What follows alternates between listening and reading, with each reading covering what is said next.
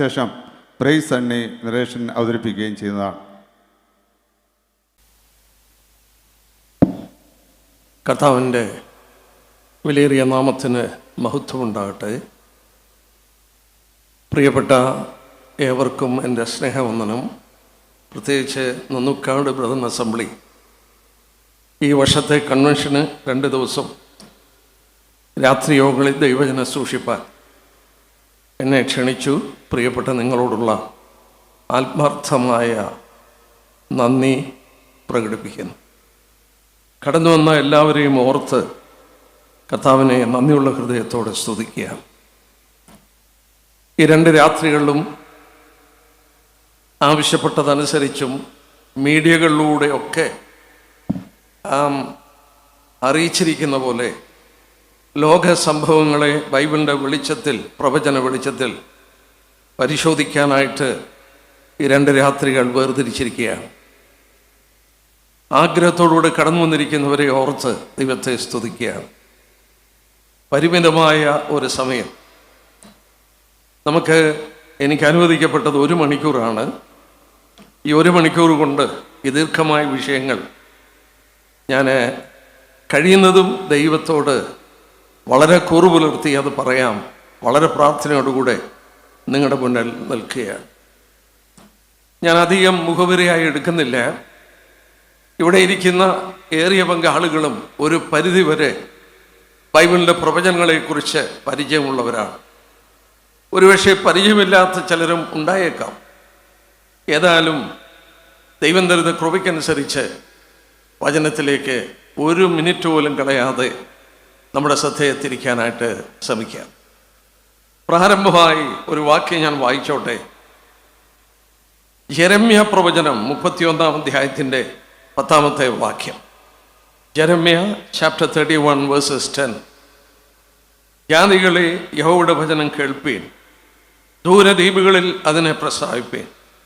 ഇസ്രായേലിനെ ചിതറിച്ചവൻ അവനെ കൂട്ടിവരുത്തി, ഒരിടയൻ തൻ്റെ കൂട്ടത്തെ കാക്കുന്ന പോലെ അവനെ കാക്കും എന്ന് പറയുവേൻ. ജാതികൾ എന്നുള്ളത് ഇംഗ്ലീഷ് ബൈബിളിൽ വായിച്ചാൽ നേഷൻസ് എന്നാണ്. O nations hear the word of the Lord and declare it in the far islands.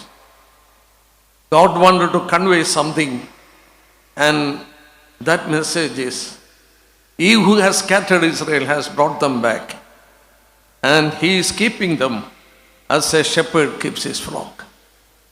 ലോകത്തോട് വിളിച്ചു പറയുവാൻ ദൈവം ആഗ്രഹിക്കുന്നൊരു വിഷയമുണ്ട്. നമ്മൾ കാലത്തിൻ്റെ അന്ത്യത്തിൽ ചെന്നപ്പോൾ ഈ കൃപായുഗം അവസാനിക്കാൻ പോവുകയാണ്. ഈ കൃപായുഗം അവസാനിക്കുന്നു എന്നുള്ളതിൻ്റെ ഏറ്റവും വലിയ തെളിവാണ് ദൈവയുടെ നമുക്ക് നൽകിയ ഈ വലിയ മുന്നറിയിപ്പ്. ലോകരാഷ്ട്രങ്ങളോട് വിളിച്ചു പറയണം. എന്താ വിളിച്ചു പറയേണ്ടത്? ഈ യഹൂദ രാഷ്ട്രത്തെ ലോകത്തിൽ ചിതറിച്ചത് ദൈവമാണ്. ഞാൻ ആ ഭാഗങ്ങളിലേക്ക് പോകുന്നില്ല. ചരിത്രം നമുക്കറിയാം. ഒരു രാഷ്ട്രമില്ലാതെ ഏതാണ്ട് 1800 വർഷം ലോകത്തിൽ മുഴുവൻ ഉഴന്ന് നടന്നു. മടങ്ങി വന്നൊരു രാജ്യം സ്ഥാപിക്കുമെന്നുള്ളത് അസാധ്യമായിരുന്നു. അവരോ മറ്റുള്ളവരോ വിശ്വസിച്ചില്ല യഹൂദനിനെയും ഒരു രാജ്യമായി തീരും. 1947 യഹോവ സാക്ഷികൾ പ്രസിദ്ധീകരിച്ചൊരു പുസ്തകമുണ്ട്. യഹോവ സത്യവാൻ, ദൈവം സത്യവാൻ. ആ ബുക്ക് ഇപ്പോൾ അവർ പബ്ലിഷ് ചെയ്യുകയില്ല. ആ ബുക്കിൽ പ്രിന്റ് ചെയ്ത് വെച്ചിട്ടുണ്ട്, ഇസ്രായേൽ ഒരു രാഷ്ട്രമായി തീരത്തില്ല. 47 അത് പ്രസിദ്ധീകരിച്ചത്. 48 ഇസ്രായേൽ ഒരു രാഷ്ട്രമായി മാറി. ഇസ്രായേൽ രാഷ്ട്രത്തിന് മടങ്ങി വരിക എന്നുള്ളത് അസാധ്യമായ കാര്യമാണ്. എസെക്കിയേൽ പ്രവചനം 37-ാം അധ്യായത്തിൽ വളരെ വ്യക്തമായി രേഖപ്പെടുത്തിയിട്ടുണ്ട്. അവരോട് ചോദിക്കുന്നുണ്ട്, ഈ അസ്ഥികൾ ഇനി ജീവിക്കുമോ? ഈ അസ്ഥികൾ ആ 37:11 വായിക്കുന്നുണ്ട്. ഇസ്രായേൽ ഗൃഹമാണ് ആശയറ്റ് ഉണങ്ങി യാതൊരു വിധമായ ജീവന്റെയും തുടിപ്പില്ലാതെ ലോകത്തിൽ ബന്ധം വിട്ട് ചെതറിപ്പോയ ഈ അസ്ഥികൾ വീണ്ടും ജീവിക്കുമോ? അവർക്ക് മറുപടി പറയുവാൻ കഴിഞ്ഞില്ല. ദൈവമേ, നീ അറിയുന്നു. പ്രവാചകന് മറുപടി പറയുവാൻ കഴിഞ്ഞില്ല. ഇസ്രായേൽ ഒരു രാഷ്ട്രമായി തീരുമെന്നുള്ളത് യഹൂദന് പോലും വിശ്വസിക്കാൻ കഴിയുന്നില്ല. ക്രിസ്ത്യാനികൾ, ബൈബിള് കൊണ്ടു നടക്കുന്ന ക്രിസ്ത്യാനികൾ യഹൂദൻ ഇനി രാജ്യമായി തീരില്ല എന്ന് കരുതി അവര് ഈ പറഞ്ഞ പ്രവചനങ്ങൾ, അവരുടെ യഥാസ്ഥാനവും തുടർന്നുള്ള പ്രവചനങ്ങൾ എന്ത് സംഭവിക്കുമെന്നുള്ളത് അവര് ആശയക്കുഴപ്പം ഉണ്ടായപ്പോൾ ഒരു പുതിയ വേദശാസ്ത്രം കൊണ്ടുവന്നു. അതിൻ്റെ പേരാണ് റീപ്ലേസ്മെന്റ് തിയോളജി. അതായത് സഭയാണ് ആൽപ്പിക ഇസ്രയേൽ. ഇസ്രയേൽ കൊടുത്തിരിക്കുന്ന ബ്ലെസ്സിങ്ങുകളൊക്കെ ആൽപ്പിക ഇസ്രയേലായ സഭയ്ക്കുള്ളതാണ് എന്ന് പഠിപ്പിച്ച് റീപ്ലേസ്മെന്റ് തിയോളജി കൊണ്ടുവന്നു. നവോത്ഥാനത്തിൻ്റെ കാലഘട്ടം 1517 മാർട്ടിൻ ലൂതറിൻ്റെ കാലഘട്ടം. ആ നവോത്ഥാനത്തിൻ്റെ കാലഘട്ടത്തിൽ പോലും പ്രവചന വിഷയങ്ങൾ പ്രകാശം കിട്ടിയില്ല, അവരതിൽ തൊട്ടില്ല. വിശ്വാസ നീതീകരണമെന്ന വിഷയം അവർ പഠിപ്പിക്കുകയും പ്രസംഗിക്കുകയും ചെയ്തപ്പോൾ അവരും ഒരിക്കലും കരുതിയില്ല ഇസ്രയേൽ രാഷ്ട്രമായി തീരുമെന്നുള്ളത്. അവർ കരുതിയില്ല. ഞാൻ പലയിടത്തും പറയാറുണ്ട്, ലോകത്തിലെ ഏറ്റവും വലിയ വിജ്ഞാനകോശം ബ്രിട്ടാനിക്ക എൻസൈക്ലോപീഡിയ 1911 എഡീഷൻ. ആ എഡീഷനിൽ പ്രിന്റ് ചെയ്തിട്ടുണ്ട്, Israel will never become a nation nor the Hebrew language will be reinstated. എബ്രായ ഭാഷ പുനഃസ്ഥാപിക്കപ്പെടുകയോ ഇസ്രയേൽ ഒരു രാജ്യമായി തീരുമോ ചെയ്യില്ല എന്ന് ലോകത്തിലെ വൈജ്ഞാനികരുടെ ഗ്രന്ഥമായ ബ്രിട്ടാനിക്ക എൻസൈക്ലോപീഡിയ പ്രിന്റ് ചെയ്ത് വെച്ചു. ഞാൻ എന്തിനാ ഇത്രയും പറഞ്ഞത്? ലോകത്തിലെ ചിന്തകന്മാർ പറഞ്ഞു സാധ്യമല്ല. അതിൻ്റെ കാരണങ്ങൾ പലതാണ്. ഒന്ന്, ഇവര് 1800 വർഷമായി പരസ്പര ബന്ധമില്ലാതെ ലോകത്തിൽ ചിതറിക്കിടക്കുകയാണ്. അവരൊന്നിച്ചു വരുവാൻ സാധ്യമല്ല. അവരുടെ രാജ്യം അവരുടെ കൈകളിൽ നിന്ന് നഷ്ടപ്പെട്ടു. അത് ശത്രുക്കളുടെ കൈകളിലാണ്. പ്രത്യേകിച്ച് അവരോട് ബദ്ധവൈരാഗികളായിരിക്കുന്ന ഇസ്ലാമിൻ്റെ കൈകളിൽ ആ സ്ഥലം അമരുകയുണ്ടായി. ഇസ്ലാമിൻ്റെ കയ്യിൽ ആ സ്ഥലം അമർന്നു. അവര് സ്വതന്ത്രമായി തീരുമ്പോഴൊക്കെ തുർക്കികളുടെ കയ്യിലാണ് ആ സ്ഥലം ഇരിക്കുന്നത്. 400 വർഷമായി തുർക്കികൾ ഭരിക്കുകയാണ്. 1517 തുടങ്ങി അവരുടെ ഭരണം അവിടെ നടക്കുകയാണ്. അവര് യഹൂദൻ കുടിയേറുവാൻ അനുവദിച്ചില്ല. അവളൊന്ന് ആലോചിച്ച് നോക്കുക, യഹൂദൻ അവിടെ കുടിയേറാൻ നിവൃത്തിയില്ലേ? പലസ്തീൻ്റെ മണ്ണിൽ ആകെ പരിശോധിച്ചാൽ 1800 ആണ്ടുകളിൽ പലസ്തീൻ്റെ മണ്ണ് മുഴുവൻ പരിശോധിച്ച് നോക്കിയാൽ ഏതാണ്ട് 10,000 യഹൂദന്മാരിൽ അധികം പലസ്തീൻ്റെ മണ്ണിലില്ല. ബാക്കിയുള്ളവർക്ക് കുടിയേറുവാൻ നിവൃത്തിയില്ല. മാത്രമല്ല, കുടിയേറിയവര് പരാജിതരായി അവിടെ നിന്ന് മടങ്ങിപ്പോയി. എങ്ങനെ പരാജിതരായി തീർന്നു? അവർ പരാജിതരായി തീർന്നത് മഴ നിന്നുപോയി. പ്രവാചകന്മാരിലൂടെ ദൈവം പറഞ്ഞു, നിങ്ങൾ എന്നെ അനുസരിക്കാതെ വന്നാൽ പാലും തേനുമൊഴുകുന്ന ഈ ദേശമുണ്ടല്ലോ, മുൻമഴയും പിന്മഴയും അതാത് സമയത്ത് ദൈവം നൽകിക്കൊണ്ടിരുന്ന നന്മയുണ്ടല്ലോ. യെരമ്യാവ് 5 വായിക്കുന്നുണ്ട്, ഈ നന്മയ്ക്ക് മുടക്കം വരും. യെരമ്യാവ് 3:3 വായിക്കുന്നു, അതുകൊണ്ട് മഴ നിന്നുപോയി. യെശയ്യാവ് 5 വായിക്കുന്നു, മേഘങ്ങളോട് ദൈവം കൽപ്പിച്ചു മഴ പെയ്യരുത്. ലിറ്ററലി ആശ്ചര്യമായി rain was stopped in Palestine. ഇസ്രയേലിൽ മഴ നിന്നുപോയി. ഒരു കാര്യം ഓർത്ത്, ഓൾമോസ്റ്റ് 1800 ഇയേഴ്സ് 1800 വർഷം മഴ പെയ്യാതൊരു സ്ഥലം കിടന്നാൽ എങ്ങനെയിരിക്കും? Purely desert. ഞാനതിലെ യാത്ര ചെയ്തവരെ കുറിച്ചു വെച്ചത് വായിക്കുകയുണ്ടായി. ഡെസൊലേഷൻ, പെർപച്വൽ ഡെസൊലേഷൻ. ശൂന്യത, നിത്യശൂന്യത. ഒന്നുമില്ല, കെട്ടിടമില്ല, മനുഷ്യനില്ല, മൃഗമില്ല, പുല്ലില്ല, വൃക്ഷങ്ങളില്ല, വെള്ളമില്ല, വെറും ശൂന്യത മാത്രം. പെർപച്വൽ ഡെസൊലേഷൻ. ദൈവമാണ് അങ്ങനെ ആ ദേശം ആക്കി തീർക്കുമെന്ന് പറഞ്ഞത്. പാലും തേനും ഒഴുകുന്ന ദേശം ആ വിധത്തിൽ ആക്കി തീർക്കും. നിങ്ങൾ എന്നെ അനുസരിക്കാതെ വന്നാൽ നിങ്ങളുടെ ദേശം ചെമ്പ് പോലെ ആയിത്തീരുമെന്ന് ലേവ്യ പുസ്തകത്തിൽ മുമ്പ് കൂട്ടി മോശയിലൂടെ ദൈവം പറഞ്ഞു. ആ വിധത്തിൽ ആ ഭൂമിയായി മാറി. ജനങ്ങളില്ല, മഴയില്ല, ജീവിക്കാൻ ഒരു നിവൃത്തിയില്ല. എങ്ങനെ കുടിയേറുവാൻ അവിടെയുള്ളവർ അനുവദിക്കുന്നുമില്ല. അസാധ്യമാണ്. നമ്മൾ തിരുവചനത്തിൽ വായിച്ചു, അവരെ ഈ വിധത്തിൽ ചിതറിച്ച ദൈവമാണ്, അവരെ കൂട്ടിവരുത്തിയതും ദൈവമാണ്. ഇന്ന് ഇസ്രയേൽ എന്ന് പറയുന്ന ഒരു രാഷ്ട്രം ഭൂമുഖത്ത്, നമ്മൾ ഓർക്കണം, ലോകത്തിൻ്റെ ഒരറ്റം മുതൽ ലോകത്തിൻ്റെ മറ്റേ അറ്റം വരെയുള്ള എല്ലാ മീഡിയകളിലും നിറഞ്ഞു നിൽക്കുന്ന വാർത്ത ഇസ്രയേലിനെ കുറിച്ചാണ്. All the media around the globe is actually reporting the news of Israel. The world politics is in turmoil in relation to this particular nation. ഈ രാഷ്ട്രത്തോടുള്ള ബന്ധത്തിൽ ലോകരാഷ്ട്രങ്ങൾ പ്രശ്നത്തിലാണ്. നിങ്ങൾക്കറിയാം, അടുത്ത മാസം, ഈ മാസമാണോ അടുത്ത മാസമോ UN-ന്റെ ജനറൽ അസംബ്ലി കൂടുകയാണ്. വാർത്തകൾ കേൾക്കുന്നില്ലേ? ഫ്രാൻസ് പ്രഖ്യാപിച്ചു കഴിഞ്ഞു പലസ്തീൻ രാഷ്ട്രം രൂപീകരിക്കണം. ബ്രിട്ടീഷുകാരെ സപ്പോർട്ട് ചെയ്തു, പലസ്തീൻ രാഷ്ട്രം രൂപീകരിക്കണം. ഇന്നലെയും ഇന്നും വാർത്തയിൽ വന്നിരിക്കുന്നു, കാനഡ അതിനെ അനുഗമിക്കുകയാണ്, പലസ്തീൻ രാഷ്ട്രമായി മാറണം. യൂറോപ്യൻ യൂണിയൻ മുഴുവൻ പറയുന്നു പലസ്തീൻ രാജ്യമായി മാറണം. ഏതാണ്ട് 54 ഇസ്ലാമിക രാജ്യങ്ങൾ പലസ്തീൻ രാജ്യമായി തീരണം. ലോകത്തിൽ ഏതാണ്ട് എല്ലാ രാജ്യങ്ങളും പലസ്തീൻ ഒരു രാജ്യമായി തീരണം UN-ൽ തീരുമാനമെടുക്കാൻ പോവുകയാണ്. എങ്ങോട്ടായിട്ട് പോകുന്നതെന്നറിയാമോ? ഞാൻ ചൂണ്ടിക്കാണിക്കാം, ദൈവം അനുവദിക്കുന്നെങ്കിൽ ആ ഭാഗം ചൂണ്ടിക്കാണിക്കാം.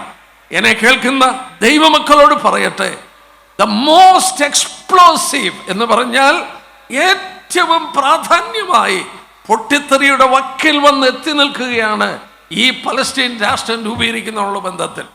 ലോകരാഷ്ട്രീയം ഒരു വല്ലാത്ത സ്ഥിതിയിലേക്ക് നീങ്ങുകയാണ്. എന്നാൽ ഒരു കാര്യം ഞാൻ പ്രാരംഭമായി ഓർപ്പിച്ച് മുന്നോട്ട് പോകാം.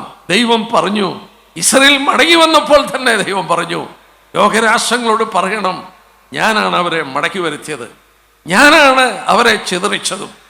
മാത്രമല്ല, ഇന്ന് അവരെ ഒരു ഇടയൻ തൻ്റെ കൂട്ടത്തെ കാക്കുന്ന പോലെ ഞാനാണ് കാക്കുന്നത്. I am watching over them as a shepherd watches his flock. നമ്മളത് ആലോചിച്ച് നോക്കിയേ, 470 കിലോമീറ്ററേ ഉള്ളൂ ഈ രാജ്യത്തിൻ്റെ നീളം, 135 കിലോമീറ്ററേ ഉള്ളൂ അതിൻ്റെ വീതി. എന്ന് പറഞ്ഞാൽ കേരളത്തിൻ്റെ പകുതി വലുപ്പമില്ല. അങ്ങനെ ചെറിയൊരു രാജ്യത്തെ 23 ഇസ്ലാമിക് രാജ്യങ്ങൾ വളഞ്ഞു കിടക്കുകയാണ്. 23 ഇസ്ലാമിക് കൺട്രീസ്. ലോകത്തിലുള്ള ഏതാണ്ട് എല്ലാ രാജ്യങ്ങളും അവരോട് ബദ്ധവൈരാഗികളായി. ഗാസയിലെ പ്രശ്നം ലോക മനസാക്ഷി മുഴുവൻ യഹൂദന് വിരോധമായി മാറി. ഞാൻ ഇസ്രയേലിനെ കുറിച്ച് വർഷങ്ങളായി പ്രസംഗിക്കുകയും പഠിപ്പിക്കുകയും ഇസ്രയേൽ രാഷ്ട്രം ഞാൻ അനേക പ്രാവശ്യം സന്ദർശിക്കുകയൊക്കെ ചെയ്ത ആളാണ്. എന്നാലും വാർത്തകൾ എടുത്ത് വായിക്കുമ്പോൾ എൻ്റെ മനസ്സ് പോലും അവർക്കെതിരായി തിരിഞ്ഞു പോകുന്ന പോലെ ചിലപ്പോൾ എനിക്ക് തോന്നാറുണ്ട്. ഇന്നത്തെ ന്യൂസ് വാർത്തകൾ എടുത്ത് നോക്കിയപ്പോൾ അതിൻ്റെ ഫോട്ടോസൊക്കെ നോക്കുമ്പോൾ നമ്മുടെ മനസ്സും അവർക്കെതിരായി തിരിഞ്ഞു പോകുന്ന പോലെ തോന്നുകയാണ്. അങ്ങനെയാണെങ്കിൽ ഒരു അവിശ്വാസിയുടെ മനസ്സ് എങ്ങനെയായിരിക്കും? ഇസ്രയേലിനോടുള്ള ബന്ധത്തിൽ ലോകം മുഴുവൻ വിരോധമായി തീർന്ന ഒരു സാഹചര്യത്തിൽ ഞാനും നിങ്ങൾ ജീവിക്കുകയാണ്. ചുറ്റുപാടും കിടക്കുന്നവർ അവരെ നിഗ്രഹിച്ച് കളയണം. ആയത്തുള്ള അലി ഖൊമേനി പരസ്യമായി പ്രസ്താവിച്ചു, it is a moral and religious duty to annihilate Israel. ഇസ്രയേലിനെ അനിഹിലേറ്റ് ചെയ്യുക, ഇല്ലാതാക്കുക എന്ന് പറയുന്നത് മതപരവും ധാർമ്മികമായ ഒരു കടമയാണ്. ഒരു രാഷ്ട്രത്തിന്റെ തലവൻ പറയുകയാണ്, ഒരു മതത്തിന്റെ തലവൻ പറയുകയാണ്, ഇസ്രയേലിനെ തുടച്ചു കളയണം. ആ തുടച്ചു കളയുന്നത് ധാർമ്മികവും മതപരമായ ആവശ്യമാണ്. അവര് ആറ്റംബം ഉണ്ടാക്കിക്കൊണ്ടിരുന്നത് ലിറ്ററലി ഇസ്രയേലിന്റെ നെറുകയിലിടാനാണ്, ഇസ്രയേലിനെ ഇല്ലായ്മ ചെയ്യാനാണ്. മതപരമായി ഇസ്രയേൽ ഇല്ലാതാകണം. എത്ര പ്രാവശ്യം യുദ്ധം നടന്നു? 1967 നടന്ന 6 ദിവസത്തെ യുദ്ധം ഈജിപ്തിന്റെ പ്രസിഡന്റ് അബ്ദുൽ നാസർ റേഡിയോയിലൂടെ പ്രഖ്യാപിച്ചു, വരുവേൻ, ഇസ്രയേൽ ഇനി ഒരു ജാതിയായിരിക്കത് വണ്ണം അവരെ മുടിച്ചു കളയണം. ലോകത്തിൽ അനേക രാഷ്ട്ര തലവന്മാർ, രാജ്യങ്ങൾ ഒന്നിച്ചു ചേർന്ന് അവരെ ഇല്ലായ്മ ചെയ്യാൻ ആഗ്രഹിക്കുകയാണ്. പക്ഷേ ദൈവം പറഞ്ഞു, അവരെ ഒരിടയൻ കാക്കുന്ന പോലെ ഞാൻ കാക്കും. ഇന്ന് രാത്രി പറയട്ടെ, ആ രാഷ്ട്രം നിലനിൽക്കുന്നത് തന്നെ ഈ ദൈവത്തിൻ്റെ കരുതലിൻ്റെ അടയാളമാണ്. ദൈവത്തിൻ്റെ കരം അവർക്ക് അനുകൂലമല്ലായിരുന്നുവെങ്കിൽ ഒരിക്കലും അവർക്കൊരു രാഷ്ട്രമായി നിലനിൽപ്പാനായിട്ട് സാധ്യമല്ല. ഇസ്രയേലിനെ പറിച്ചു കളയണം, അവിടെ നിന്ന് പറിച്ചു കളയണം. മുസ്ലിം രാജ്യങ്ങളും അനേകരും അതിനുവേണ്ടി ശ്രമം നടത്തുന്നു. ഞാൻ ചോദിച്ചോട്ടെ, ഇനിയും പറിച്ചു കളയുമോ? ഇല്ല, ഒരിക്കലും നടക്കില്ല. ഒരു വാക്യം, ഈ വാക്യത്തിൽ തിരിച്ചു വരണം. ആമോസിന്റെ പുസ്തകം നോക്കിയാട്ടെ. ആമോസിന്റെ പുസ്തകം, ആമോസിന്റെ പുസ്തകം 9-ാം അധ്യായം നോക്കിയാട്ടെ. അവിടെ ഇങ്ങനെയാണ് വായിക്കുന്നത്. അതിൻ്റെ 15-ാം വാക്യം. ദൈവം അതിൻ്റെ 14-ാം വാക്യം തുടങ്ങി അവരെ മടക്കി കൊണ്ടുവന്ന് അവരുടെ ശൂന്യപട്ടണമൊക്കെ പണിതവർ പാർക്കുന്ന കാര്യമാണ് പറയുന്നത്. ഞാൻ ഒരു വാക്യം മാത്രം സമയത്തിൻ്റെ ചുരുക്കം കൊണ്ട് വായിക്കുന്നു. 15-ാം വാക്യം. ഞാൻ അവരെ അവരുടെ ദേശത്ത് നടും, ഞാൻ അവർക്ക് കൊടുത്തിരിക്കുന്ന ദേശത്ത് നിന്ന് അവരെ ഇനി പറിച്ചു കളയില്ല എന്ന് നിന്റെ ദൈവമായ യഹോവ അരുളി ചെയ്യുന്നു. 1800 വർഷം രാജ്യമില്ലാതെ ഉഴന്നു നടന്ന ശേഷം അവരെ മടക്കിക്കൊണ്ടുവന്നത് മറ്റാരുമല്ല, ദൈവമാണ്. ദൈവം പറഞ്ഞു, ഇനിയും അവരെ അവിടുന്ന് പറിച്ചു കളയില്ല. ഒരു രാജ്യത്തിനും അവരെ നശിപ്പിക്കാൻ കഴിയില്ല. ഇന്ന് നടക്കുന്ന യുദ്ധങ്ങളൊക്കെ നമ്മൾ കണ്ടില്ലേ? എന്നാൽ ഞാൻ ഇനിയും അതിൻ്റെ ആഴത്തിലേക്ക് ഇറങ്ങുന്നതിന് മുമ്പ് എന്നെ കേൾക്കുന്ന പ്രിയപ്പെട്ടവരോട് വളരെ ഗൗരവമായി ഒരു കാര്യം ഓർപ്പിച്ചിട്ട് ഞാൻ മുന്നോട്ട് പോകാം. നമ്മൾ ജീവിക്കുന്ന കാലഘട്ടം വിലയിരുത്തേണ്ടത് ആവശ്യമാണ്. ഞാൻ ചില വാക്യങ്ങൾ എടുക്കാം. യെരമ്യാ പ്രവചനം തന്നെ 30-ാം അധ്യായം എടുത്താട്ടെ. യെരമ്യാ ചാപ്റ്റർ 30, ഫസ്റ്റ് 3 വേഴ്സസ്.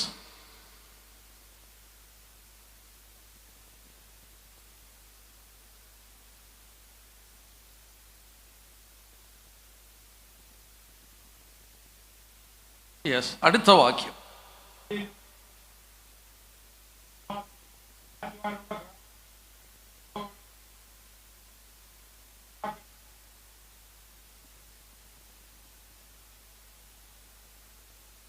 ഏതാണ്ട് 2500 വർഷം മുമ്പ് യെരമ്യാ പ്രവാചകനോട് ദൈവം പറഞ്ഞു, ഞാൻ ഈ പറയുന്ന പ്രവചനം എഴുതി വെക്കണം. Write it down and keep it. Around about 2500 years back, God has asked Jeremiah to write it down. എന്താ ദൈവം പറഞ്ഞത്?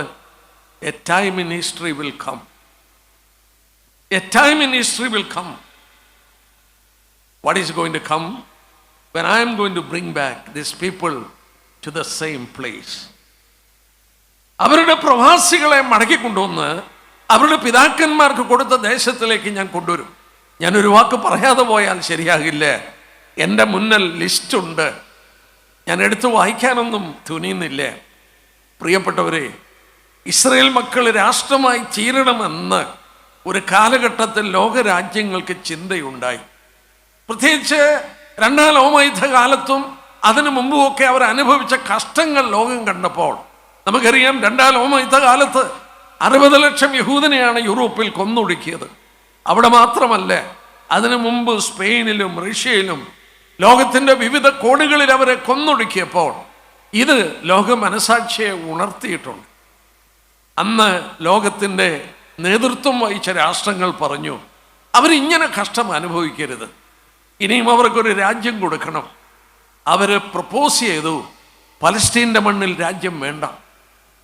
പലസ്തീൻ്റെ മണ്ണിൽ അവരുടെ പിതാക്കന്മാർക്ക് കൊടുത്തു എന്ന് പറയുന്ന ഈ പലസ്തീൻ്റെ മണ്ണിൽ അവർ ഇസ്രായേൽ രാജ്യമായി തീരണ്ട. ലോകരാജ്യങ്ങൾ 17 സ്ഥലങ്ങൾ വെച്ച് നീട്ടി.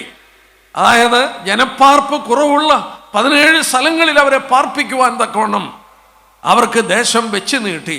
ഞാൻ ആ ലിസ്റ്റ് എടുത്ത് വെച്ച് നോക്കിയപ്പോൾ നയാഗ്ര വെള്ളച്ചാട്ടത്തിൻ്റെ പ്രദേശം, അമേരിക്കയിലെ മിസിസിപ്പി മിസൗറി റിവറിൻ്റെ പ്രദേശം, റഷ്യ പിടിച്ചെടുത്ത ക്രിമിയയുടെ പ്രദേശം, വിയറ്റ്നാമിൻ്റെ പ്രദേശം, ഓസ്ട്രേലിയയിലെ മെൽബൺ, ഇവിടൊക്കെ ജനപ്പാർപ്പ് വളരെ കുറവാണ്. ഇസ്രായേലിനോട് പറഞ്ഞു, അവിടെ രാജ്യം സ്ഥാപിച്ചോ, അവിടെ രാജ്യം സ്ഥാപിച്ചോ. എന്നാൽ ദൈവം പറഞ്ഞ കണ്ടോ, ഞാൻ അവരുടെ പിതാക്കന്മാർക്ക് കൊടുത്ത ദേശത്തിലേക്ക് തന്നെ അവരെ മടക്കി കൊണ്ടുവരും. അങ്ങനെ കൊണ്ടുവരുന്നൊരു കാലം വരും. പറയണമെന്ന് ഉദ്ദേശമല്ല. എസെക്കിയേൽ 36 എടുത്ത് മനസ്സിൽ പ്രേരണ വന്നതുകൊണ്ട് ഞാൻ ആ ഭാഗത്തിലേക്ക് പോവുകയാണ്. എസെക്കിയേൽ പ്രവചനം 36-ാം അധ്യായം നിങ്ങൾ പരിശോധിക്കുമ്പോൾ 21 പ്രാവശ്യം 21 times God says I will, I will, I will. ഞാൻ ചെയ്യും, ഞാൻ ചെയ്യുമെന്ന് 21 പ്രാവശ്യം അധ്യായത്തിൽ പറയുന്നുണ്ട്. എസെക്കിയേൽ 36-ൽ 21 പ്രാവശ്യം പറയുന്നുണ്ട് ഞാൻ ചെയ്യും, ഞാൻ ചെയ്യും. ഈ 21 പ്രാവശ്യവും ഇസ്രായേലിനുള്ള ബന്ധത്തിൽ ചെയ്യുമെന്നാ ദൈവം പറഞ്ഞത്. ഒരു വാക്യം ഞാൻ വായിക്കാം. അതിൻ്റെ 24-ാം വാക്യം നോക്കിക്കാട്ടെ. ഞാൻ നിങ്ങളെ ജാതികളുടെ ഇടയിൽ നിന്ന് കൂട്ടി സകല ദേശങ്ങളിൽ നിന്ന് നിങ്ങളെ ശേഖരിച്ച് സ്വന്തം ദേശത്ത് വരുത്തും. I will gather you from the nations and bring you back into your own land. ആരാ ഇത് ചെയ്തത്? ലോകം 17 സ്ഥലങ്ങൾ വെച്ച് നീട്ടി അവർക്ക് അവിടെ രാജ്യം സ്ഥാപിക്കുക. എന്തിനാ അങ്ങനെ അവർ വെച്ച് നീട്ടിയെന്നറിയാമോ? ലോക സമാധാനത്തിന് വേണ്ടി. ഇപ്പോൾ നോക്കിക്കേ, ലോകത്തിന് പരിഹരിക്കാൻ വയ്യാത്ത പ്രശ്നമല്ലേ ഇസ്രായേലിൽ ചുറ്റും കിടക്കുന്ന രാജ്യങ്ങളും. ഇസ്രായേല് ചുറ്റും കിടക്കുന്ന രാജ്യങ്ങളെ ബോംബ് ചെയ്യുകയാണ്. നമുക്കറിയാം, ഗാസയെ ബോംബ് ചെയ്ത് അവിടെ തീർക്കുകയാണ്. അവിടെ പട്ടിണിയിട്ട് കൊല്ലുകയാണ്. തീർന്നില്ല. ലെബനോന്റെ പ്രദേശത്ത് ഹെസ്ബുള്ള അവരെ ബോംബ് ചെയ്ത് ഒരു പരുവമാക്കി. അതുപോലെ യമനിലുള്ള ഹൂത്തികളെ, അതുപോലെ ഇറാഖിലുള്ള ഷിയ മിലീഷ്യകളെ, ഇങ്ങനെ ഇറാനിന്റെ പ്രദേശത്തുള്ള ഈ തീവ്രവാദികളെ ഇസ്രായേൽ ചുറ്റും കിടക്കുന്നവരെ ബോംബ് ചെയ്യുകയാണ്.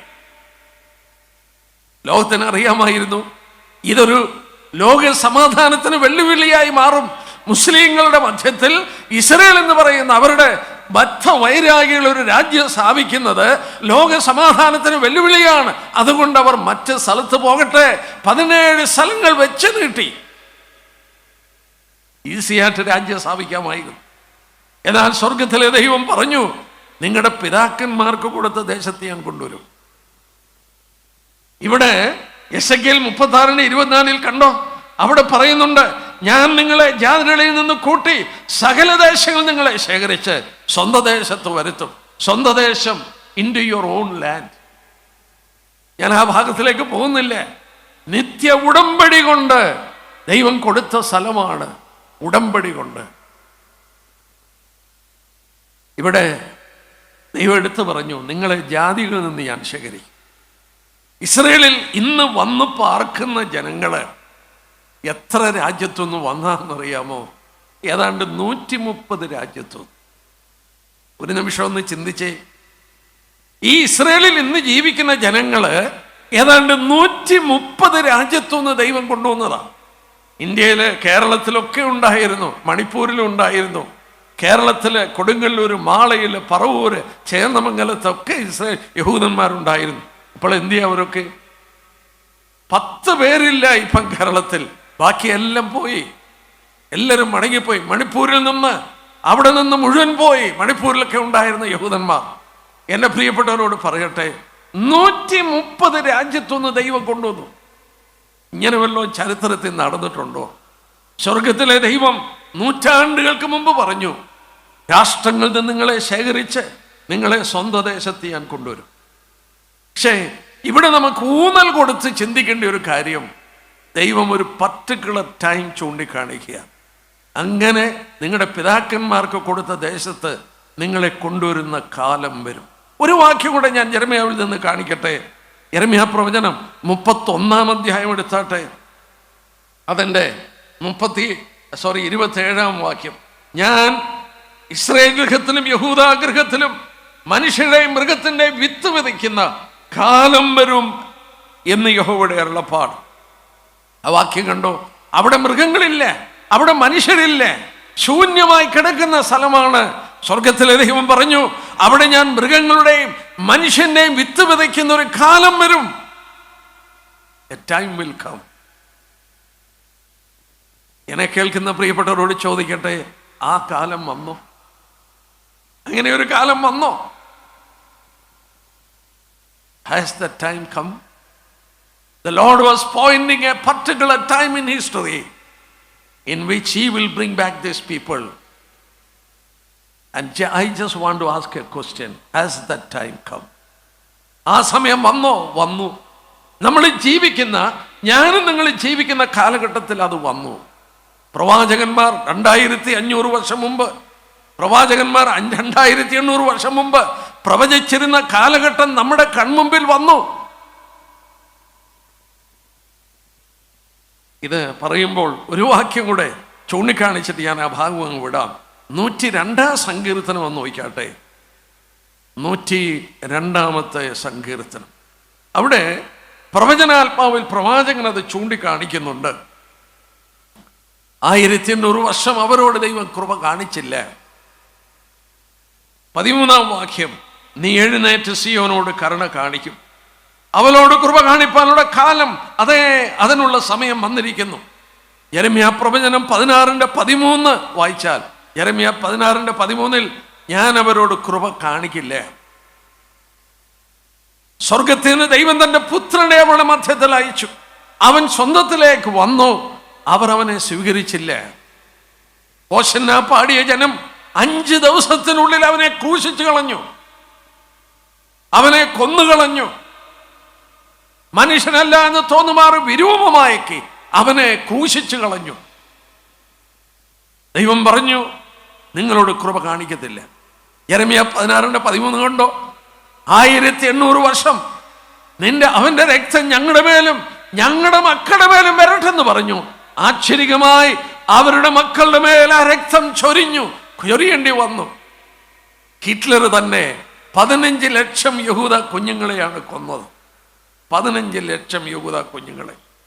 ഞാൻ ഹോളോകാസ്റ്റ്, അതായത് അവരെ കൊന്നതിൻ്റെ ഓർമ്മയ്ക്കായി ഉള്ള മ്യൂസിയം ഇസ്രയേലിലും ഉണ്ട്, അമേരിക്കയിലെ വാഷിങ്ടണിലും ഉണ്ട്. ഈ 2 മ്യൂസിയത്തിലും ഞാൻ പോയി സമയം ഒരുപാട് ചെലവഴിച്ചിട്ടുണ്ട്. വാസ്തവത്തിൽ കരയാതെ ഇറങ്ങിപ്പോരാൻ ബുദ്ധിമുട്ടാണ്, പ്രത്യേകിച്ച് കുഞ്ഞുങ്ങളെ കാണുമ്പോൾ. എത്ര സൗന്ദര്യമുള്ള, എത്ര സുന്ദരന്മാരായ കുട്ടികളാണ് യഹൂദ കുട്ടികൾ. അവരെ നിക്കറുമൊക്കെ ഇട്ട്, ഉടുപ്പൊക്കെ ഇട്ട് അവര് ഇങ്ങനെ നിൽക്കുന്ന കണ്ടാൽ നമ്മുടെ കണ്ണുകൾക്ക് ഇമ്പം തോന്നുന്ന കുഞ്ഞുങ്ങളാണ്. ആ കുഞ്ഞുങ്ങളെ യാതൊരു കരുണയുമില്ലാതെ കൊന്നു. ഒരു ചിത്രം എൻ്റെ മനസ്സിൽ മായാതെ നിൽപ്പുണ്ട്. ലിറ്ററലി എടുത്ത പടമാണ്. ഒരമ്മ തൻ്റെ കുഞ്ഞിനെ, ഒരു യഹൂദ മാതാവ് തൻ്റെ കുഞ്ഞിനെ ഇങ്ങനെ മാറോട് ചേർത്ത് പിടിച്ചിരിക്കുമ്പോൾ അവളുടെ തലയുടെ പുറകിൽ നിന്ന് ജർമ്മൻ നാസികൾ വെടിവെക്കുകയാണ് അവളെ. ഒരു കുഴിയുടെ വക്കിൽ നിർത്തി ആ തലയുടെ പുറകിൽ വെടിവെക്കുന്നു. ആ അമ്മ മാറോട് ചേർത്ത് പിടിച്ചിരിക്കുകയാണ് ആ കുഞ്ഞിനെ. അമ്മ വെടിയേറ്റ് കുഞ്ഞുമായിട്ട് കുഴിയിലോട്ട് വീഴുകയാണ്. ആ പടം ഞാൻ കണ്ടിട്ട് എൻ്റെ മനസ്സിൽ നിന്ന് ദിവസങ്ങൾ മായാതെ നിന്നു. ഞാൻ എന്തിനാ പറഞ്ഞത്? അവരനുഭവിച്ച ദുരിതം. പക്ഷെ അവർ ചോദിച്ചു മേടിച്ചു. കർത്താവ് പറഞ്ഞു, നിന്റെ സമാധാനത്തിലുള്ള നീ അറിഞ്ഞിരുന്നെങ്കിൽ കൊള്ളായിരുന്നു. ആ സമാധാനത്തിലുള്ളത് അറിഞ്ഞില്ലേ?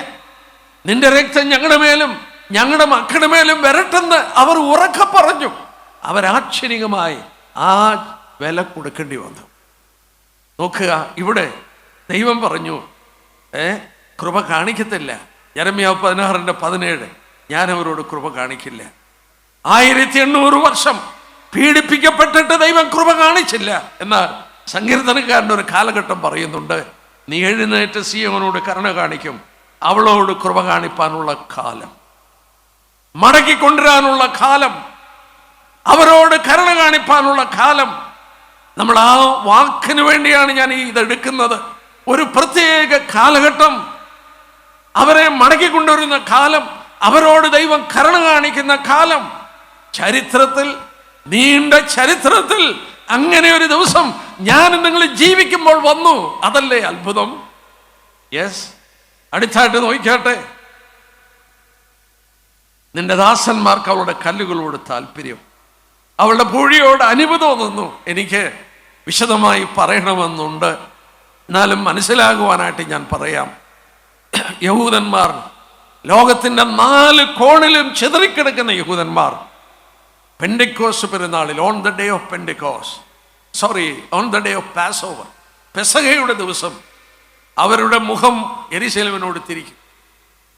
ലോകത്തിൽ നിന്ന് മുഴുവൻ യെരുശലേമിനോട് തിരിച്ചിട്ട് അവർ പ്രാർത്ഥിക്കും, നെക്സ്റ്റ് ഇയർ ഇൻ ജെറുസലേം, അടുത്ത വർഷം യെരുശലേമിൽ. അവർക്ക് അവിടെ പോകാൻ കൊതിയാണ്, അവർക്ക് കയറുവാൻ അനുവാദമില്ല, മുസ്ലിങ്ങളെ അനുവദിക്കില്ലേ. അവരുടെ പിതാക്കന്മാർ അന്യനാട്ടിൽ കിടന്ന് മരിക്കുന്നു. അവരെ അടക്കുന്ന കാര്യം ഞാൻ ചിന്തിച്ചു. അവരെ അടക്കുമ്പോൾ ഞാൻ വായിച്ച് മനസ്സിലാക്കി, യെരുശലേമിൽ നിന്ന് അവര് ശേഖരിച്ച മണ്ണ് അവരുടെ കയ്യിലുണ്ട്. ഒരു പിടി മണ്ണ് കയ്യിൽ എടുത്തിട്ട് ഈ അപ്പന്റെ തലയുടെ പുറകിൽ വെച്ച് അവനെ അടക്കുമോ പറയും. വേറൊരു കാര്യം ഞാൻ മനസ്സിലാക്കി. അവരുടെ വിവാഹം നടക്കുന്ന സമയം ഒരു യഹൂദ യൗവനക്കാരൻ യഹൂദ കന്യകയെ വിവാഹം കഴിക്കുമ്പോൾ അവരുടെ കരങ്ങൾ നമ്മുടെ വിവാഹം പോലെ തന്നെയാണ് അവരുടെ വിവാഹം. ഏതാണ്ട് ആ കരങ്ങൾ പിടിച്ച് ഞാൻ നിന്നെ എൻ്റെ വധുവായി ജീവിതത്തിൽ എടുക്കുന്നുവെന്ന് അവൻ സത്യം ചെയ്യുന്ന സമയമുണ്ട്. ആ സത്യം ചെയ്യുന്ന സമയം അവൻ്റെ വലത്തെ കാലിൻ്റെ അടിയിൽ ഒരു ഗ്ലാസ് ചവിട്ടി പിടിച്ചിട്ടുണ്ട്. ഞാൻ നിന്നെ എൻ്റെ ഭാര്യയായി എടുക്കുന്നുവെന്ന് ഈ യഹൂദ ചെറുപ്പക്കാരൻ സത്യം ചെയ്യുമ്പോൾ കാലുകൊണ്ട് ആ ഗ്ലാസ് ചവിട്ടി പൊട്ടി. എന്തിനാണെന്നറിയാമോ? യെരുശലേമിൻ്റെ തകർച്ചയെ ഓർക്കുകയാണ്. യെരുശലേം തകർന്നത് അവർ ഓർക്കുകയാണ്. ഞാൻ പറഞ്ഞു വന്നത് യെരുശലേമിനോടുള്ള അവരുടെ മനോഭാവം. എന്നാൽ അവർക്ക് അവിടെ ഒന്ന് കയറണം, അവിടെ അവരുടെ വിശുദ്ധ സ്ഥലം, അവരുടെ ദേവാലയം എന്ന സ്ഥലത്തിൽ അവർക്ക് പ്രാർത്ഥിക്കണം. അവിടെ കയറുവാൻ അവർക്ക് അനുവാദമില്ല. ദൂരെ നിന്ന് അന്യരാജ്യത്ത് നിന്ന് അവർ കിടന്നുകൊണ്ട് മുഖം തിരിച്ച് പ്രാർത്ഥിച്ചു. എന്നാൽ ഇവിടെ നോക്കിയാട്ടെ, ദൈവം അവരോട് കരുണ കാണിക്കുന്ന ഒരു കാലമുണ്ട്. ആ കാലം വരുമ്പോൾ നിന്റെ ദാസന്മാർക്ക് അവരുടെ കല്ലുകളോട് താല്പര്യം, അവരുടെ പൂഴിയോട് അനുവദവും. ഇസ്രയേൽ സന്ദർശിച്ചവർക്കറിയാം. ഞാൻ പറഞ്ഞു, ഞാൻ ഒരു 10 പ്രാവശ്യമെങ്കിലും അവിടെ പോയിട്ടുണ്ട്, 10 അതിലധികമോ.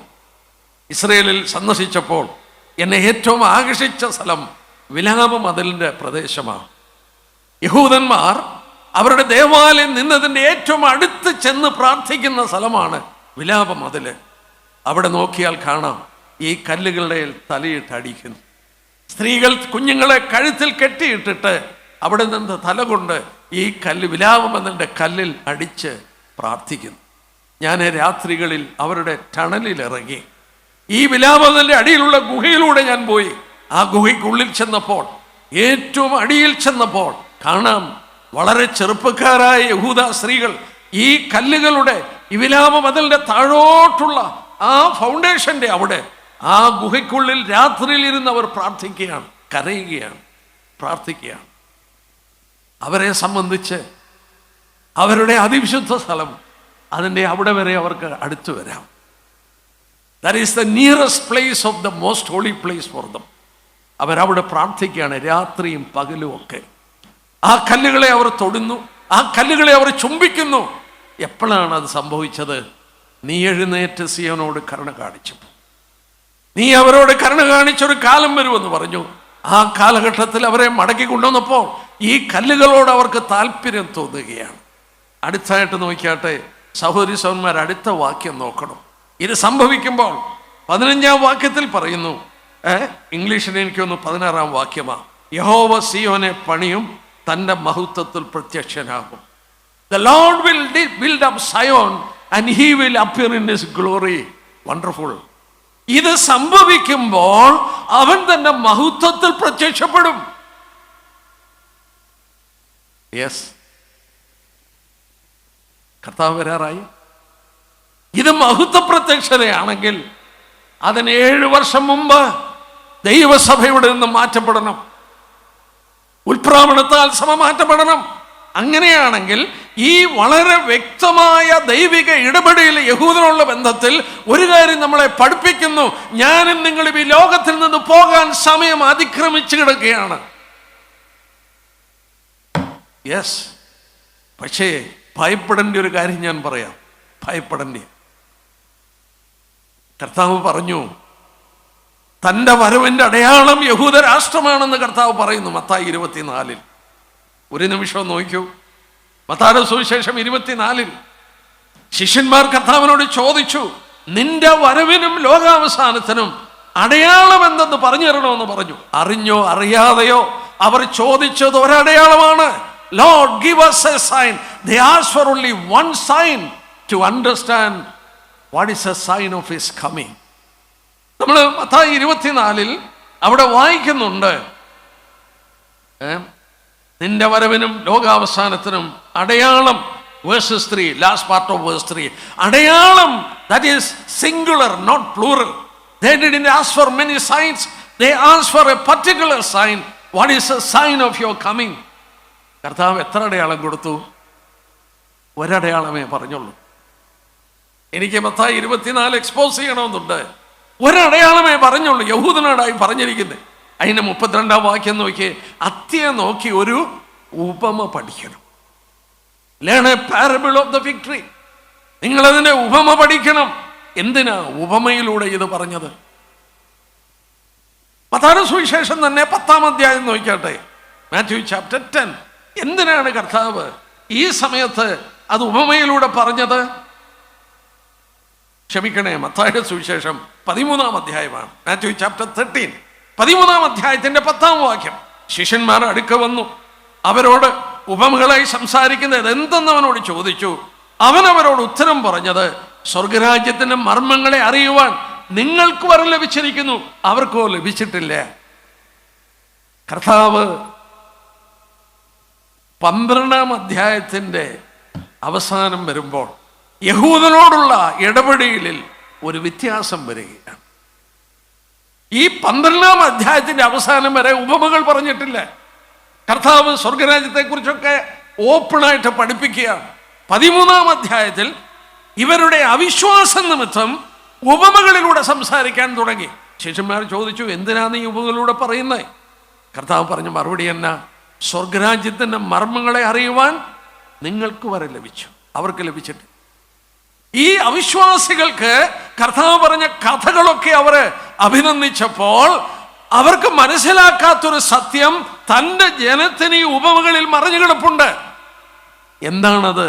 സ്വർഗരാജ്യത്തിന്റെ മർമ്മങ്ങളാണ്. They are the mysteries of his kingdom. അവന്റെ രാജ്യത്തിന്റെ മർമ്മമാണ് അവിടെ. അവൾ ഒരു കാര്യം ഓർക്കുക, കർത്താവ് പറയുന്ന ഈ ഉപമകളിൽ സ്വർഗരാജ്യത്തിന്റെ മർമ്മമുണ്ട്. മാത്യു 24 എന്നെടുത്താട്ടെ. അവിടെ ശിഷ്യന്മാർ നിന്റെ വരവിന്റെ അടയാളം എന്തെന്ന് പറഞ്ഞു തരണമെന്ന് പറഞ്ഞപ്പോൾ കർത്താവ് ഒരു ഉപമയിലൂടെ ആ ഉപമയിൽ മറഞ്ഞു കിടക്കുന്ന മർമ്മമുണ്ട്. അത്തിയെ നോക്കിയ ഒരു ഉപമ പഠിപ്പിൻ. വേഴ്സ് 32 ഓൺവേർഡ്സ്, 32 തൊട്ട്. അതിൻ്റെ കൊമ്പ് ഇലതായി ഇല തളിർക്കും, അപ്പം നിങ്ങൾ അറിഞ്ഞോണം വേനൽ അടുത്ത് കഴിഞ്ഞു. എന്നിട്ട് കർത്താവ് പറഞ്ഞു, ആകാശവും ഭൂമി ഒഴിഞ്ഞു പോകും, എൻ്റെ വചനം മാറില്ല. സകലവും നിവൃത്തിയാകോളം ഈ തലമുറ മാറില്ല. 2 പ്രാവശ്യം സത്യമിട്ട് പറയുകയാണ്, ഈ അത്തിയുടെ തളിർപ്പ് കണ്ടു കഴിഞ്ഞാൽ ഞാൻ അടുക്കലാണ്, ആ തലമുറ മാറില്ല. യെസ്, യേശുക്രിസ്തു പറഞ്ഞു. ഇനിയുമുള്ളത് പറയാനാണ് ഞാൻ ഇത്രയും പറഞ്ഞത്. ഇത് പറഞ്ഞിട്ട് ഉടനെ കർത്താവ് പറഞ്ഞു, അതിന് 37-ാം വാക്യം, നോഹയുടെ കാലം പോലെ തന്നെ മനുഷ്യപുത്രന്റെ വരവിൽ നടക്കും. എൻ്റെ ഒരു പഠന വിഷയമായി മാറി. എന്താണ് കർത്താവ് ഇവിടെ ഉദ്ദേശിച്ചത്? എന്താണ് കർത്താവ് ഇവിടെ ഉദ്ദേശിച്ചതെന്ന്, എന്തുകൊണ്ടാണ് ഈ ഒരു അടയാളം പറഞ്ഞിട്ട് നോഹയുടെ കാലം പോലെ തന്നെ നടക്കുമെന്ന് കർത്താവ് പറയാൻ കാരണം?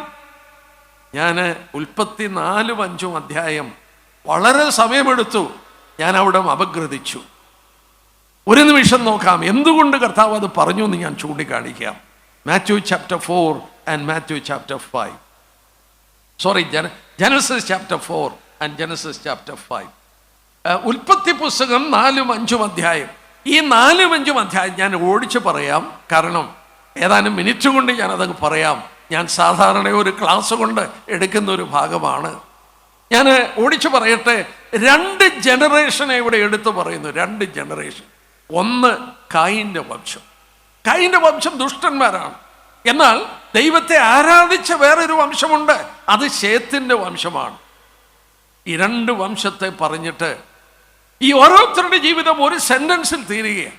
പക്ഷേ 2 ജനറേഷനിലും 7ാമത്തെ തലമുറ വന്നപ്പോൾ 7th ജനറേഷൻ പരിശുദ്ധാത്മാവ് സമയമെടുത്ത് വർണ്ണിക്കുക. അതിൻ്റെ കാരണം നോക്കിയാട്ടെ. ഈ കായിന്റെ വംശം 4-ാം അധ്യായത്തിൻ്റെ 16 തൊട്ട് നോക്കിയാൽ കായിന്റെ വംശം 7ാമതായി വന്നത് ലാമക്ക് എന്ന് പറയുന്ന ഒരാളാണ്. അതിൻ്റെ 18-ാം വാക്യത്തിലുണ്ട്. പിന്നീട് നോക്കിയേ, ആ ലാമക്കിനെ കുറിച്ച് അവൻ്റെ മക്കളെ കുറിച്ചൊക്കെ പറയുക. നോക്കിയാൽ കാണാം, ലാമക്കിന് 2 ഭാര്യമാരെ എടുത്തു. ആദ്യമായി 2 ഭാര്യമാരെ എടുത്തു. ഒന്ന് ആദ എന്നും മറ്റേത് സില്ല. ആദ എന്ന് പറഞ്ഞാൽ അഡോൺഡ്, അലങ്കൃത. സില്ല എന്ന് പറഞ്ഞാൽ വെട്ടിത്തിളങ്ങുന്നു. മറ്റു വിധത്തിൽ പറഞ്ഞാൽ ഈ 2 ഭാര്യമാരെ എടുത്തത് കണ്ണിൻ്റെ ഇമ്പം കൊണ്ടാണ്. കാണാൻ നല്ലത്, അലങ്കൃതയായത്, നിറം തിളങ്ങുന്നത് 2 ഭാര്യമാരെ എടുത്തു. അവരുടെ മക്കളെ കുറിച്ച് പറയുന്നു. ആ മക്കൾ എന്തൊക്കെ സാധിച്ചെന്ന് പറയുന്നു. എൻ്റെ സഹോദരന്മാരെ, ദീർഘമായൊരു പഠനത്തിനുള്ള ഓരോ സെൻറ്റൻസാണ് അവിടെ പറഞ്ഞിരിക്കുന്നത്.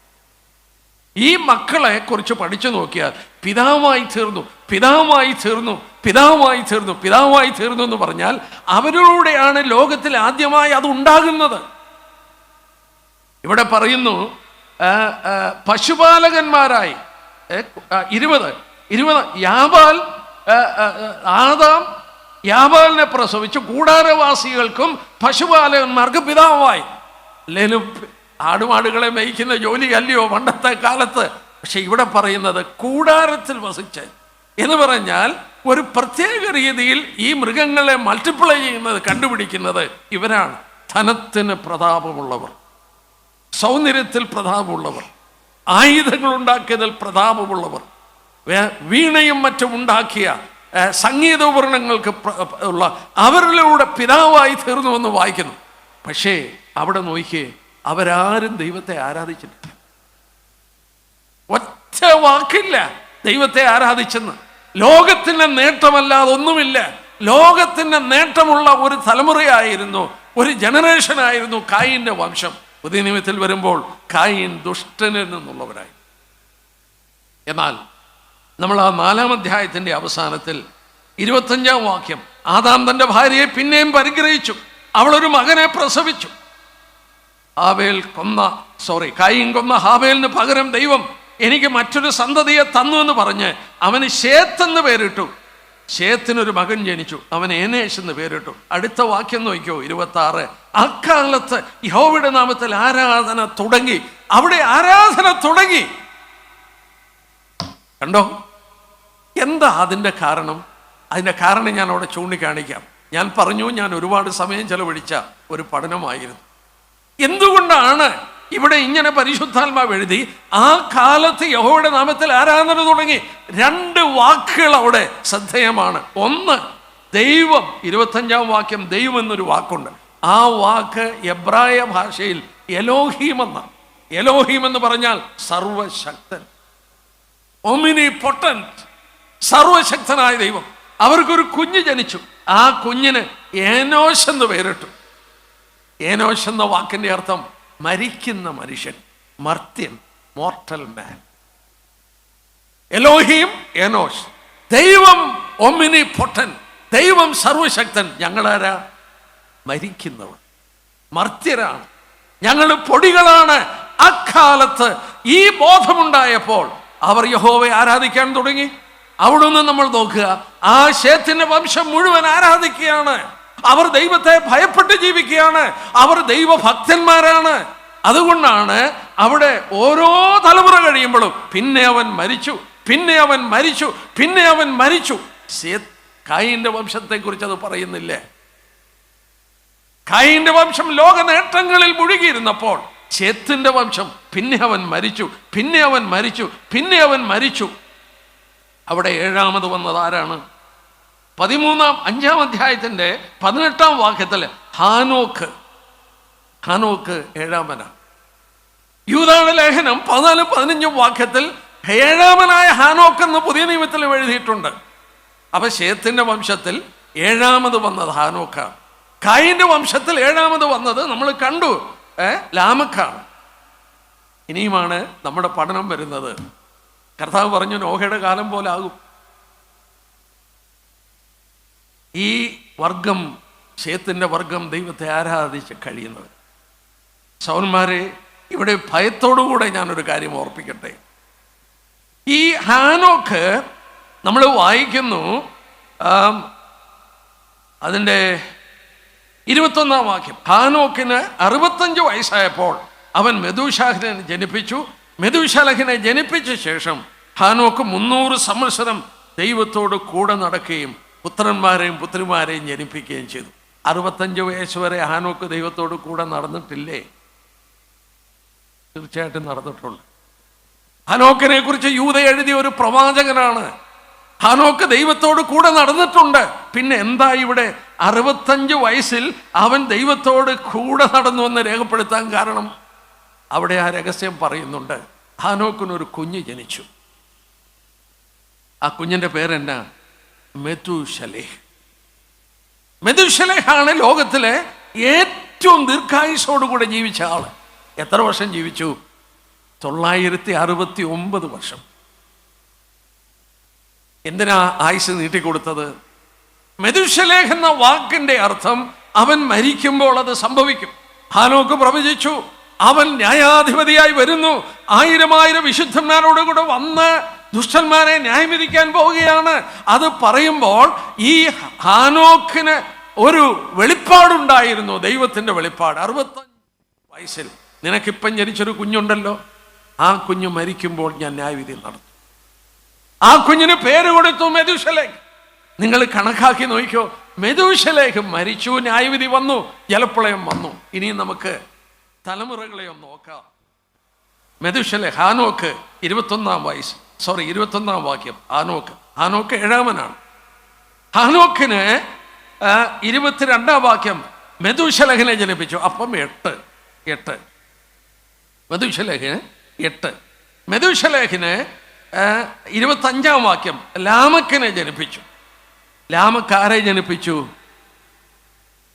29 വാക്യം നോഹയെ ജനിപ്പിച്ചു. നോഹയുടെ അപ്പനാണ് ലാമക്ക്. ലാമക്കിന്റെ അപ്പനാണ് മെഥൂശലേഹ്. മറ്റു വിധത്തിൽ പറഞ്ഞാൽ നോഹയുടെ വല്യപ്പനാണ് ആര്? മെഥൂശലേഹ്. നോഹയുടെ വല്യപ്പനാണ് മെഥൂശലേഹ്. നോഹ പെട്ടകം ഒരുക്കിക്കൊണ്ടിരിക്കുമ്പോൾ ഈ വല്യപ്പന്റെ ആയുസ് കൂടിക്കൂടി വരികയാണ്. നോഹയ്ക്കറിയാം, എന്റെ വല്യപ്പൻ മരിക്കുമ്പോൾ ജലപ്രളയം വരും. പെട്ടകത്തിന്റെ പണിയുടെ ആക്കം കൂടുകയാണ്. നോഹ പ്രസംഗിക്കുകയാണ്, എൻ്റെ പിതാക്കന്മാരുടെ പ്രായമൊക്കെ കഴിഞ്ഞു. എൻ്റെ വല്യപ്പൻ എപ്പം വേണേലും മരിക്കാം. എൻ്റെ വല്യപ്പൻ മരിച്ചാൽ ജലപ്രളയം വരും, ന്യായവിധി വരും. ഒരുങ്ങിക്കോ, പെട്ടകത്തിൽ കയറിക്കോ. മെഥൂശലേഹ് മരിച്ചു, ജലപ്രളയം വന്നു. ഞാൻ പ്രിയപ്പെട്ട നിങ്ങളോടൊരു കാര്യം പറയാം. നോഹയുടെ കാലത്ത് എന്ന് ജലപ്രളയം വരുമെന്ന് അടയാളം ഉണ്ടായിരുന്നു. വണ്ടർഫുൾ. നോഹയുടെ കാലത്ത് ദൈവം ഒരടയാളം കൊടുത്തു, എന്ന് ജലപ്രളയം വരും. ഈ അടയാളം മത്തായി 24 ഇനി എടുക്കാം. മത്തായി 24 യേശുക്രിസ്തു തൻ്റെ മടങ്ങിവരവ് എപ്പോഴാണെന്ന് ചോദിച്ചപ്പോൾ ഒരടയാളം കൊടുത്തു. ഈ അടയാളം കൊടുത്തിട്ട് ഉടനെ നോഹയുടെ കാലം പോലെ ആകുമെന്ന് പറയാൻ കാരണം എന്നാ? നോഹയുടെ കാലത്ത് ഞാൻ ഒരു അടയാളം കൊടുത്തു, നിങ്ങളുടെ മുന്നിൽ ഒരു അടയാളം തരികയാണ്. ഈ തലമുറ, ഞാനും നിങ്ങൾ ജീവിക്കുന്ന തലമുറയിൽ ഒരു അടയാളമുണ്ട്, ഇസ്രായേൽ രാഷ്ട്രം. പക്ഷേ പേടിപ്പിക്കേണ്ടത് എന്താണെന്ന് അറിയാമോ? ഭയപ്പെടുത്തുന്നത് എന്താണെന്ന് അറിയാമോ? പറയാം. ശേത്തിന്റെ വംശം ദൈവത്തെ ആരാധിക്കുകയാണ്. എന്നാൽ പെട്ടകത്തിന്റെ പണി തീർന്നിട്ട് കേറാൻ പറഞ്ഞു നോഹ. കായിന്റെ വംശം കേറിയില്ല, മനസ്സിലായി.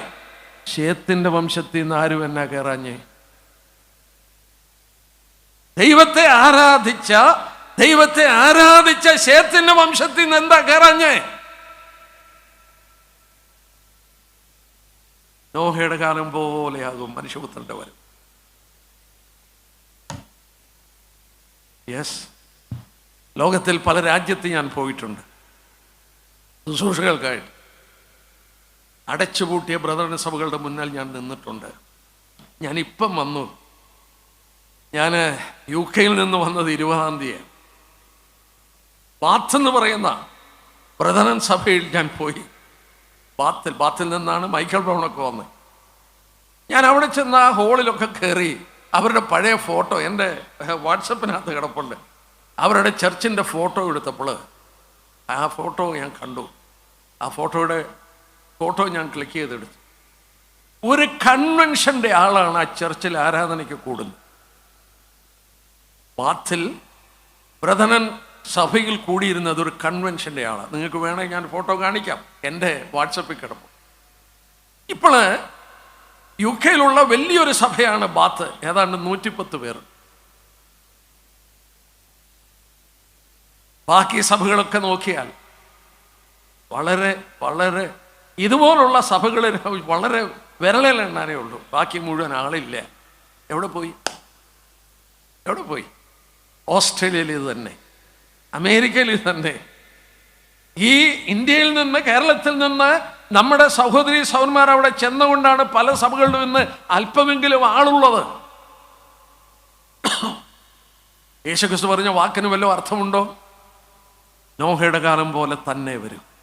ആരാധിച്ച് നടന്ന ശേത്തിന്റെ വംശം കയറിയില്ല. കായീന്റെ വംശം പോലെ തന്നെയായി ഈ ശേത്തിന്റെ വംശം. ഭൗമിക കാര്യങ്ങൾ മാത്രം ലക്ഷ്യമായി തീരുന്ന കായീന്റെ വംശത്തെ പോലെയായി ശേത്തിന്റെ വംശം. സൗരിശവന്മാരെ, എത്ര ഭയപ്പെടണം നമ്മൾ, എത്ര ഭയപ്പെടണം. ഞാനും നിങ്ങൾ വന്നെത്തിയ നാളുകളെ ദൈവജനം കൃത്യമായി മനസ്സിലാക്കി തരുമ്പോൾ ദൈവപുത്രൻ പറഞ്ഞു, നോഹയുടെ കാലം പോലെ സംഭവിക്കും. നോഹയുടെ കാലത്തൊരു അടയാളമുണ്ടായിരുന്നു. ദൈവപുത്രൻ നമുക്കൊരു അടയാളം നൽകിയിരിക്കുകയാണ് ഇസ്രായേൽ രാഷ്ട്രത്തെ. ഞാനൊരു ഭാഗം കൂടെ എടുത്തോട്ടെ, ഞാനൊരു 5 മിനിറ്റ് കൊണ്ട് അവിടെ പറഞ്ഞു തീർക്കാൻ നോക്കാം. അപ്പോസ്തലപ്രവൃത്തി 3-ാം അധ്യായം ഒന്ന് എടുത്താട്ടെ. നമ്മൾ അധികം ശ്രദ്ധിക്കാത്തൊരു ഭാഗമാണ്. പത്രോസിൻ്റെ 2ാമത്തെ പ്രസംഗമാണ്. ആദ്യം പെന്തിക്കോസ്ത് പെരുന്നാളിൽ പ്രസംഗിച്ചു. 2ാമത് പത്രോസ് പ്രസംഗിച്ച പ്രസംഗമാണ് ഈ 3-ാം അധ്യായത്തിലുള്ളത്. നമുക്കറിയാം, പത്രോസും യോഹന്നാനും കൂടെ ദേവാലയത്തിൽ പോയി. അവിടെ അമ്മയുടെ ഗർഭം തൊട്ട് മുടന്തനായ ഒരുത്തനെ ചുമന്നുകൊണ്ട് വന്ന് സുന്ദരമെന്ന ദേവാലയ ഗോപുരത്തിൽ ഭിക്ഷ യാചിപ്പാൻ ഇരുത്തിയിരിക്കുക. യഹൂദന്മാരാണ്. ഭിക്ഷ ചോദിച്ചു. പത്രോസ് പറഞ്ഞു, പൊന്നും വെള്ളിയില്ല, എനിക്കുള്ളത് തരാം, നസ്രേന്റെ നാമത്തിൽ എഴുന്നേക്കാൻ പറഞ്ഞു. ഈ അമ്മയുടെ ഗർഭം തൊട്ട് മുടന്തനായ മനുഷ്യൻ എഴുന്നേറ്റു. ഇത് കണ്ടു യഹൂദന്മാർ. അതിൻ്റെ 10-ാം വാക്യം, ഇവൻ സുന്ദരമെന്ന ദേവാലയ ഗോപുരത്തിൽ ഭിക്ഷ യാചിച്ചുകൊണ്ടിരുന്നവനെന്ന് അറിഞ്ഞ് അവന് സംഭവിച്ചതിനെ കുറിച്ച് വിസ്മയവും പരിഭ്രമവും നിറഞ്ഞവരായി തീർന്നു. അവര് പരിഭ്രമിച്ചു. അമ്മയുടെ ഗർഭം തൊട്ട് മുടന്തനായി ഭിക്ഷ ചോദിച്ചുകൊണ്ടിരുന്ന മനുഷ്യൻ അവരോടുകൂടെ നടന്നും തുള്ളിയും ചാടിയും പോവുകയാണ്. പത്രോസ് ഈ സമയം ഉപയോഗിച്ച് യേശുക്രിസ്തുവിനെ കുറിച്ച് വ്യക്തമായി സുവിശേഷം പറയുകയാണ്. നോക്കിയാട്ടെ 17 തൊട്ടുള്ള വാക്യം.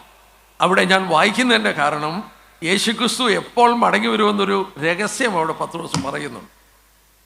17 തൊട്ടുള്ള വാക്യം, സഹോദരന്മാരെ, നിങ്ങളുടെ പ്രമാണികളെ പോലെ നിങ്ങളും അറിയായിക കൊണ്ട് പ്രവർത്തിച്ചെന്ന് ഞാൻ അറിയുന്നു. ദൈവമോ തൻ്റെ ക്രിസ്തു കഷ്ടം അനുഭവിക്കുമെന്ന് സകല പ്രവാചകന്മാരും മുഖാന്തരം മുന്നു അറിയിച്ചത് ഇങ്ങനെ നിവർത്തിച്ചു. ആകയാൽ നിങ്ങളുടെ പാപങ്ങൾ മാഞ്ഞു കിട്ടേണ്ടതിന് മാനസാന്തരപ്പെട്ട് തിരിഞ്ഞുകൊള്ളുവിൻ. എന്നാൽ കർത്താവിൻ്റെ സമ്മുഖത്ത് നിന്ന് ആശ്വാസകാലങ്ങൾ വരികയും നിങ്ങൾക്ക് മുമ്പ് കൂട്ടി നിയമിച്ച കർത്താവായ യേശുവിനെ അവൻ അയക്കുകയും ചെയ്യും. യഹൂദരോട് പറയുകയാണ്, നിങ്ങൾ മാനസാന്തരപ്പെടുക, നിങ്ങൾ അവനിൽ വിശ്വസിക്കുക, ദൈവം അവനെ മടക്കി അയക്കും. അടുത്ത വാക്യം നോക്കണേ. ദൈവം ലോകാരംഭം മുതൽ തൻ്റെ വിശുദ്ധ പ്രവാചകന്മാർ മുഖാന്തരം അരുളി ചെയ്തതൊക്കെയും യഥാസ്ഥാനത്താകുന്ന കാലം വരുവോളം സ്വർഗം അവനെ കൈക്കൊള്ളേണ്ടതാണ്. അത് ചുവന്ന മഷി ഉണ്ടെങ്കിൽ ചുവന്ന മഷി കൊണ്ട് തന്നെ അണ്ടർലൈൻ ചെയ്യണം. എന്താ കാരണം? അത്ര പ്രാധാന്യതയുള്ളൊരു രഹസ്യം പത്രോസ് പറയുക. യേശുക്രിസ്തുവിനെ സ്വർഗം കൈക്കൊള്ളുന്നത് എന്നുവരെയാ? പ്രവാചകന്മാർ യഹൂദന്മാരോടുള്ള ബന്ധത്തിൽ ചില കാര്യങ്ങൾ പറഞ്ഞു. ആ പറഞ്ഞതൊക്കെ യഥാസ്ഥാനത്താകുന്ന സമയം വരണം. ടൈംസ് എന്നുള്ളത് ബഹുവചനമാണ്. Times of restoration. ഞാൻ പറയാൻ പോയാൽ ദീർഘമായ പഠനത്തിലായിപ്പോവും. നമ്മളെന്ന് നോക്കിക്കേ, യഹൂദനോടുള്ള ബന്ധത്തിലാണ് പറയുന്നത്. പ്രിയപ്പെട്ടവരെ, ഇന്ന് യഥാസ്ഥാനം നടന്നോ? പ്രവാചകന്മാർ പറഞ്ഞ പോലെ നടന്നോ? യഹൂദന്റെ സ്ഥലം തിരിച്ചു കിട്ടി.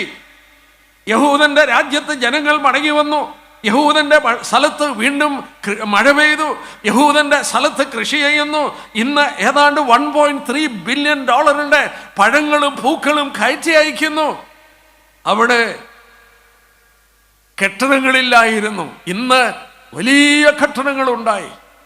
ബർഷീബ, ഹൈഫ, ടെല്ലവീവ്, ഇങ്ങനെ മുതലായ വലിയ പട്ടണങ്ങൾ അവിടെ ഉണ്ടായി കഴിഞ്ഞു. ഇതൊക്കെ പ്രവചനങ്ങളുണ്ട്. ഭാഷ, അവരുടെ ലാംഗ്വേജ് ഹീബ്രു ഭാഷ മരിച്ചുപോയതാണ്. അത് വീണ്ടും ജീവിക്കുമെന്ന് പറഞ്ഞു, അത് ജീവിച്ചു. എന്നിന് പറയുന്നു, പ്രവാചകന്മാർ പറഞ്ഞത് ഓരോന്നും യഥാസ്ഥാനപ്പെടുകയാണ്. യേശുക്രിസ്തുവിനെ സ്വർഗം കൈക്കൊള്ളുന്നത് എന്നുവരെയാണ്? ഈ പ്രവാചകന്മാർ പറഞ്ഞത് യഹൂദനോടുള്ള ബന്ധത്തിൽ നിവർത്തിക്കപ്പെടണം. നിവർത്തിക്കപ്പെടുന്നത് വരെ കർത്താവിനെ സ്വർഗം കൈക്കൊള്ളും. ഇത് നിവർത്തിക്കപ്പെട്ട് കഴിയുമ്പോൾ once a restoration take place, the Lord will send back his anointed one into this world, and we are living in that time of restoration. ഞാൻ തീർത്ത് പറയട്ടെ, പ്രവചനം പഠിക്കുന്ന ഒരു വിദ്യാർത്ഥി എന്ന നിലയിൽ ഞാൻ പറയട്ടെ, ഞാൻ നിങ്ങൾ ജീവിക്കുന്നത് ഈ യഥാസ്ഥാനത്തിൻ്റെ നാളുകളിലാണ്. ഞാൻ നിങ്ങൾ ജീവിക്കുന്നത് ദൈവം ചൂണ്ടിക്കാണിച്ചൊരു കാലഘട്ടത്തിലാണ്. ഞാൻ നിങ്ങൾ ജീവിക്കുന്നത് ഇസ്രയേലിൻ്റെ യഥാസ്ഥാനം നടക്കുന്ന കാലഘട്ടം, അവരെ മടക്കിക്കൊണ്ടുവന്ന് പറഞ്ഞ കാലഘട്ടം, അവർക്ക് വീണ്ടും ദൈവം കരുണ കാണിക്കുന്ന കാലഘട്ടം, ദൈവത്തിൻ്റെ പദ്ധതിയിൽ വേറെ രീതിയിൽ അവരോട് ഇടപെടുന്നൊരു കാലഘട്ടം. യെസ്, ഈ കാലഘട്ടം ഒരു സത്യം നമ്മളെ മനസ്സിലാക്കുന്നു. ഞാനതോടൊന്ന് വായിച്ചോട്ടെ. യെശയ്യാപ്രവചനം 11-ാം അധ്യായം ഞാനതോടെ വായിച്ച് നിർത്താം, എൻ്റെ സമയം തീരുകയാണ്. യെശയ്യാപ്രവചനം 11-ാം അധ്യായം ഇത് പറഞ്ഞിട്ട് പ്രവാചകൻ പറയുന്നുണ്ട്. ഐശയ്യാ 11 ഇവരെ തിരിച്ചു കൊണ്ടിരുന്ന കാര്യമാണ് 10 തൊട്ടുള്ള വാക്യം. അന്നാളിൽ വംശങ്ങൾക്ക് കൊടിയായി നിൽക്കുന്ന ഈശായി വരായവനെ ജാതികൾ അന്വേഷിച്ചു വരും, അവൻ്റെ വിശ്രമസ്ഥലം മഹത്വമുള്ളതായിരിക്കും. അന്നാളിൽ കർത്താവ് തൻ്റെ ജനത്തിൽ ശേഷിച്ചിരിക്കുന്ന ശേഷിപ്പിനെ അശൂരിൽ നിന്നും മിസ്രയീമിൽ നിന്നും പത്രോസിൽ നിന്നും കൂശിൽ നിന്നും ഏലാമിൽ നിന്നും ഷീനാറിൽ നിന്നും ഹമാത്തിൽ നിന്നും സമുദ്രത്തെ ദ്വീപുകളിൽ നിന്നും വീണ്ടുകൊള്ളുവാൻ 2-ാം പ്രാവശ്യം കൈനീട്ടും. അവൻ ജാതികൾക്ക് ഒരു കൊടി ഉയർത്തി ഇസ്രായേലിന്റെ പുരുഷന്മാരെ ചേർക്കുകയും യഹൂദയുടെ ചെതറിപ്പോയറെ ഭൂമിയുടെ 4 ദിക്കിൽ നിന്ന് ഒന്നിച്ചു കൂട്ടുകയും ചെയ്യും. ആ വാക്യം 12 ഉണ്ടല്ലോ. ആ 12-ാമത്തെ വാക്യം, The Lord will raise up a banner for the nations. ചില ഭാഷാന്തരത്തിൽ He will raise up an ensign, a symbol for the nation. രാഷ്ട്രങ്ങൾക്കൊരടയാളമായി യഹൂദനെ ഒരടയാളമായി ഒരു കൊടിയായി ദൈവം ഉയർത്തി അവനെ ലോകത്തിൻ്റെ 4 കോണിൽ നിന്ന് കൂട്ടിവരുത്തും. ഞാൻ ഇവിടെ വിഷയം നിർത്തുകയാണ്. ദൈവം വെച്ചാൽ നാളെ ഇവരുടെ പൊളിറ്റിക്കൽ പ്രോബ്ലം ഞാൻ എടുക്കാം. ഇന്ന് ചൂടുപിടിച്ച പൊളിറ്റിക്കൽ പ്രോബ്ലം, UN കൂടുകയാണ്, ഇതെവിടെ ചെന്ന് അവസാനിക്കുമെന്നൊക്കെ ഉള്ളത് നാളെ രാത്രി നമുക്ക് നോക്കാം. എന്നാൽ ഇവിടെ ഞാൻ നിർത്തട്ടെ. ഞാൻ എന്നേക്കും ജീവിക്കുന്നത് ഒരു പ്രത്യേക കാലഘട്ടം. ദൈവം പ്രവാചകന്മാരിലൂടെ നൂറ്റാണ്ടുകൾക്ക് മുമ്പ് ചൂണ്ടിക്കാണിച്ച ഒരു കാലഘട്ടം. നമ്മുടെ മുന്നിൽ ഒരു ബാനർ കിളത്തിക്കഴിഞ്ഞു. ആ ബാനർ ദൈവം കിളത്തിയ ഇസ്രായേൽ രാഷ്ട്രം. പ്രവാചകന്മാർ പറഞ്ഞ പോലെ യഥാസ്ഥാനവും മറ്റും നടക്കുകയാണ്. നമ്മുടെ കർത്താവിൻ്റെ കാലൊച്ച നമുക്ക് കേൾക്കാം. സൗന്മാരെ, നോഹയുടെ കാലത്ത് പറ്റിയതുപോലെ പറ്റാതിരിപ്പാൻ യഥാർത്ഥമായി രക്ഷിക്കപ്പെട്ട് കർത്താവിനെ സ്നേഹിച്ച് അവന് വേണ്ടി കാത്തിരുന്ന് ഒരുങ്ങി ദിവസങ്ങൾ എണ്ണിത്തീർക്കാം. ദൈവമക്കൾക്ക് വളരെ ത്രില്ലുള്ള ദിവസങ്ങളാണ്. ഞാൻ പറയട്ടെ, വേദനകളും പാട്ടൊക്കെ പാടിയപ്പോൾ ശ്രദ്ധിച്ചില്ലേ? വേദനയും ബുദ്ധിമുട്ടും പ്രയാസമൊക്കെയുള്ള ഇവിടെയൊക്കെ ആശ്വാസം കർത്താവാണെന്നാൽ ഏറ്റവും വലിയ ആശ്വാസം അവൻ മടങ്ങി വരുന്നു നമുക്ക് വേണ്ടി. ഞാനൊരു വാക്യം എബ്രായലേഖനത്തിൽ നിന്ന് വായിച്ച് എൻ്റെ പ്രസംഗം നിർത്താൻ പോവുകയാണ്. ഹീബ്രൂസ് ചാപ്റ്റർ 9 അവിടെ ഒരു പ്രത്യേക കൂട്ടരെ കുറിച്ച് എടുത്ത് പറയുന്നു. ആ വാക്യം ഞാൻ വായിച്ച് ചില കാര്യങ്ങൾ പറഞ്ഞ് ഞാൻ പ്രസംഗം നിർത്തിക്കോളാം. എബ്രായലേഖനം 9:28 വാക്യം, അതിൻ്റെ ലാസ്റ്റ് പാർട്ട്. തനിക്കായി കാത്തു നിൽക്കുന്നവരുടെ രക്ഷയ്ക്കായി അവൻ പാപം കൂടാതെ രണ്ടാമതും പ്രത്യക്ഷനാകും. To those who eagerly wait for him, he will appear second time. 2000 വർഷം മുമ്പ് ഒരിക്കലും അവൻ പ്രത്യക്ഷപ്പെട്ടു. അനേക പ്രവചനങ്ങൾ നിവർത്തിക്കപ്പെട്ടു. വേദപണ്ഡിതർ കണക്കാക്കുന്നു 300-ലധികം പ്രവചനങ്ങൾ അവൻ്റെ 1-ാം വരവിൽ നിവർത്തിക്കപ്പെട്ടു. രണ്ടാമതവൻ വരുന്നു. ലോകത്തിൽ പ്രവാചകന്മാർ പറഞ്ഞത് ഒന്നൊന്നായി നടന്നുകൊണ്ടിരിക്കുന്നു.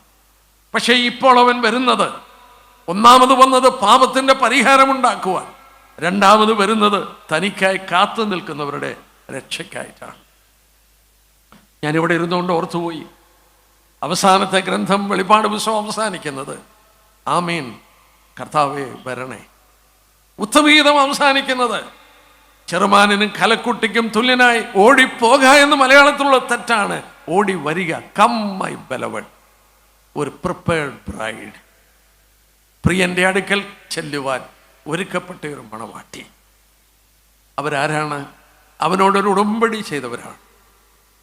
യേശുക്രിസ്തുവിന്റെ ക്രൂശ് മരണം വിശ്വസിച്ചവരാണ്. അതവർ അംഗീകരിച്ചവരാണ്. അവർ രക്ഷിക്കപ്പെട്ടവരാണ്. അവർ കർത്താവിന് വേണ്ടി കാത്തിരിക്കുന്നവരാണ്. അവനെ സ്നേഹിക്കുന്നവരാണ്. ഈ ലോകത്തിൽ കഷ്ടങ്ങളുണ്ട്, പ്രയാസങ്ങളുണ്ട്, ദുഃഖങ്ങളുണ്ട്, അനേക പ്രശ്നങ്ങളുണ്ട് നമുക്ക്. പക്ഷേ ഒരു പ്രത്യാശയുണ്ട്. ജീവനുള്ള പ്രത്യാശയ്ക്കായി നമ്മളെ വീണ്ടും ജനിപ്പിച്ചു. നമ്മുടെ കർത്താവ് വരും. അവൻ വന്നു കഴിയുമ്പോൾ നമ്മുടെ എല്ലാ ദുഃഖങ്ങളും തീരും. നമ്മളെ വിട്ടുപിരിഞ്ഞവരെ നമ്മൾ കാണും. ആശ്വാസത്തിൻ്റെ തീരത്ത് നമ്മുടെ പ്രിയനെ നമ്മൾ കാണും. ആ ദിവസം അടുത്തു കഴിഞ്ഞു. പ്രിയപ്പെട്ടവരെ, അല്പ ദിവസം കൂടെ ഒന്ന് പിടിച്ചു നിന്നാൽ മതി. അല്പ ദിവസം. അവൻ ഇന്ന് രാത്രി വേണേ വരാം. അവൻ ഒന്നാമത് വന്നു. അവനെ സ്വീകരിപ്പാൻ വിരളിലെണ്ണാൻ ആളുകളെ ഉണ്ടായിരുന്നുള്ളൂ. ഈ പഴയ നിയമ ഏടുകൾ കൊടുത്ത ആ യഹൂദന്മാർ പോലും അവനെ സ്വീകരിച്ചില്ല.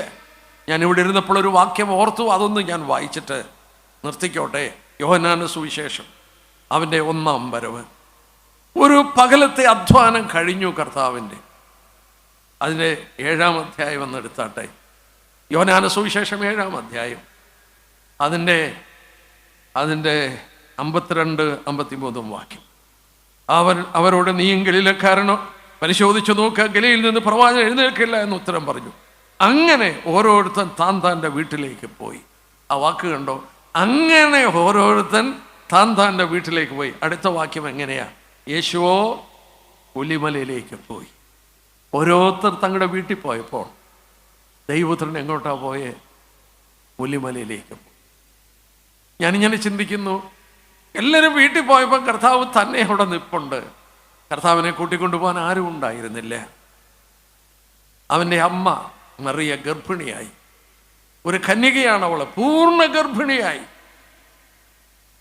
അനേക വീടുകളും അനേക വഴിയമ്പലങ്ങളും മുട്ടി, എൻ്റെ കുഞ്ഞിന് ജന്മം തരാനൊരു സ്ഥലം തരുമോ? അവൾ കേട്ട ശബ്ദം, ഇവിടെ സ്ഥലമില്ല. ആരും തുറന്നു കൊടുത്തില്ല. എന്തിനു പറയുന്നു? നമ്മുടെ കർത്താവ് പറഞ്ഞു, കുറുനരികൾക്ക് കുഴിയുണ്ട്, പറവുകൾക്ക് ആകാശമുണ്ട്, മനുഷ്യപുത്രനെ തലയായപ്പാൻ ഇടമില്ല. അവൻ ഉറങ്ങാൻ പോയത് ഒലിവുമലയിൽ. ഞാനിങ്ങനെ ഓർത്തു, ആ രാത്രിയിൽ പെയ്ത മഞ്ഞുകൾ അവൻ്റെ ശിരസിലൊക്കെ വീണ് കാണും. ആരാണിവൻ? അഖിലാണ്ടത്തിൻ്റെ കൂടെ ദൈവത്തിൻ്റെ പ്രിയപുത്രൻ. അവനെ സ്വീകരിപ്പാൻ ആരുമില്ലായി, അവനെ കൂട്ടിക്കൊണ്ടുപോകാൻ ആരുമില്ലായിരുന്നു. അവന് ജന്മം കൊടുക്കുവാൻ ഒരു വഴിയമ്പലം തുറന്നു കൊടുത്തില്ല. അവൾ എവിടെയാണ് അവനെ പ്രസവിച്ചതെന്ന് പറഞ്ഞിട്ടില്ല. ആ ശിശുവിനെ കൊണ്ടെന്ന് ശീലകൾ പൊതിഞ്ഞ് ആ പുൽത്തൊട്ടിയിൽ കിടത്തിയെന്നാണ്.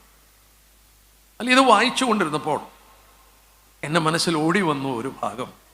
ആവർത്തനം 24 അവിടെ പറഞ്ഞത് തന്നെ അല്ലേ, നിഴലുകളിൽ പറഞ്ഞതല്ലേ ഈ പറയുന്നതെന്ന് എൻ്റെ ഓർമ്മയിലേക്ക് ഓടി വന്നു. ആവർത്തനം 19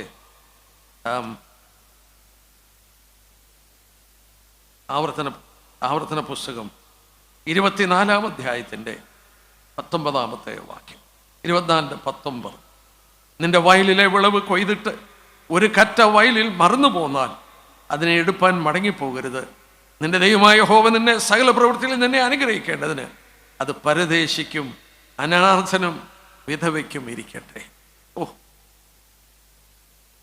മറന്ന കറ്റ, വീട്ടിൽ കൂട്ടിക്കൊണ്ടുപോകാത്ത കറ്റ, ദ ഫോർഗോട്ടൺ ഷീപ്പ്. ആർക്കുള്ളതാ അത്? അനാഥർക്ക്, വിധവമാർക്ക്, പരദേശിക്ക്. നമ്മുടെ ചിത്രം എന്തായിരുന്നു? നമ്മൾ അന്യരും പരദേശികളുമായിരുന്നു. ഇസ്രായേൽ പൗരതയോട് സംബന്ധമില്ലാത്തവരായിരുന്നു. അവർക്ക് വേണ്ട ആ കറ്റ അവർ വീട്ടിൽ കൊണ്ടുപോയില്ല.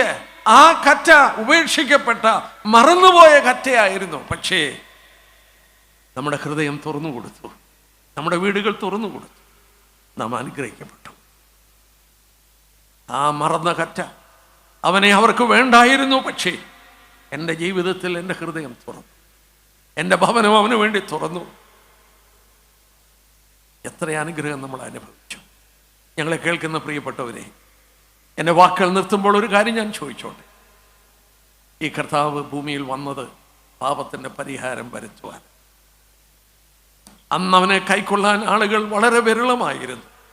ശിമിയോനെ പോലെയുള്ള വിരളെണ്ണാൻ ആളുകൾ മാത്രമാണ് അവനെ സ്വീകരിച്ചത്. എന്നാൽ തിരുവചനത്തിൽ വായിക്കുന്നു, അവനെ കൈക്കൊണ്ട് അവൻ്റെ നാമത്തിൽ വിശ്വസിക്കുന്നവർക്ക് ദൈവം മക്കളാകുവാൻ അധികാരം കൊടുത്തു. ഈ കർത്താവിനെ സ്വീകരിച്ചാൽ നിങ്ങളുടെ ഹൃദയം തുറന്ന്, കർത്താവേ, നീ മരിച്ചത് എനിക്ക് വേണ്ടിയാണ്, എൻ്റെ പാപത്തിൻ്റെ പരിഹാരത്തിന് വേണ്ടിയാണ്, പാപത്തിന് പരിഹാരം വരുത്തുവാൻ നീ വന്നതാണ് എന്ന് വിശ്വസിച്ച് ഏറ്റുപറഞ്ഞ് അവനോടൊരു ഉടമ്പടി ഉണ്ടാക്കിയ നിങ്ങൾ അവനുമായിട്ടൊരു ഉടമ്പടി ഉണ്ടാക്കി കഴിഞ്ഞു. അങ്ങനെയുള്ളവർക്ക് വേണ്ടി അവൻ രണ്ടാമത് നമ്മളെ അവൻ്റെ അടുക്കൽ ചേർക്കും. നിത്യസന്തോഷത്തിലേക്ക് നാം പ്രവേശിക്കും. കർത്താവ് നമ്മെ സഹായിക്കട്ടെ. ദൈവമക്കളായി നമ്മൾ എത്രയധികം ഉണരണം, ഭയത്തോടെ ഉണരണം. കാരണം നോഹയുടെ കാലത്ത് ആരാധിച്ച് നടന്ന ശേത്തിന്റെ വംശം കയറിയില്ല. ദൈവപുത്രന്റെ വാക്കുകളിൽ ഒരു മുന്നറിയിപ്പ് നമുക്ക് തരുന്നുണ്ട്. നമ്മളെ തന്നെ സൂക്ഷിപ്പാൻ, കരുതുവാൻ നമ്മൾ ബാധ്യസ്ഥരാണ്. കർത്താവ് നമ്മെ സഹായിക്കട്ടെ. അവൻ്റെ വരവിൻ്റെ കാലൊച്ച കേൾക്കുന്നു. ദൈവം നമ്മളെ സഹായിക്കും. ദൈവം പറഞ്ഞ കാലഘട്ടം നമ്മുടെ മുന്നിൽ കാണുന്നു. കർത്താവ് നമ്മുടെ കണ്ണുകളെ തുറക്കട്ടെ. വളരെ വിശുദ്ധരായി, നിർമ്മലരായി നമ്മുടെ സമയങ്ങളെ വീണ്ടെടുത്ത് നമ്മുടെ കർത്താവിനോട് കൂടുതൽ അടുത്ത് ഓരോ ദിവസവും ജീവിക്കാം. കർത്താവ് നമ്മെ സഹായിക്കട്ടെ.